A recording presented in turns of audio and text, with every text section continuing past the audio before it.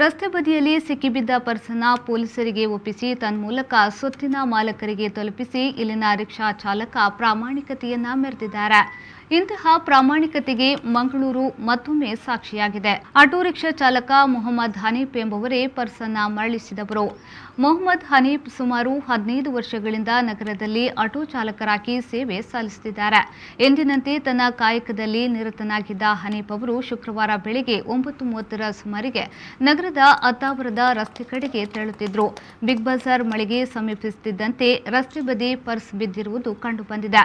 Rickshaw ನಿಲ್ಲಿಸಿ purse ಎತ್ತಿಕೊಂಡು ನೋಡಿದಾಗ 10,200 ರೂಪಾಯಿ ನಗದು, ಎಟಿಎಂ, ಆಧಾರ್ ಕಾರ್ಡ್ ಸಹಿತ ಮಹತ್ವದ ದಾಖಲೆಗಳು ಅದರೊಳಗಡೆ ಇರುವುದು ಪತ್ತೆಯಾಗಿದೆ. ಕೂಡಲೇ ತನ್ನ ರಿಕ್ಷಾದಲ್ಲಿ ಪರ್ಸ್ ತೆಗೆದುಕೊಂಡು ಬಂದು ಮಂಗಳೂರು ಪೊಲೀಸ್ ಆಯುಕ್ತರ ಕಚೇರಿಗೆ ಒಪ್ಪಿಸಿ ಪ್ರಾಮಾಣಿಕತೆಯನ್ನ ಮೆರೆದಿದ್ದಾರೆ.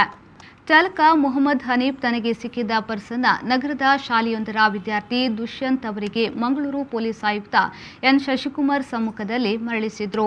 ನಂತರ ಚಾಲಕ ಮೊಹಮ್ಮದ್ ಹನೀಫ್ ಅವರಿಗೆ ಮಂಗಳೂರು ಪೊಲೀಸ್ ಆಯುಕ್ತಾಲಯದಿಂದ ಕಮಿಷನರ್ ಶಶಿಕುಮಾರ್ ಅವರು ಸನ್ಮಾನಿಸಿದರು.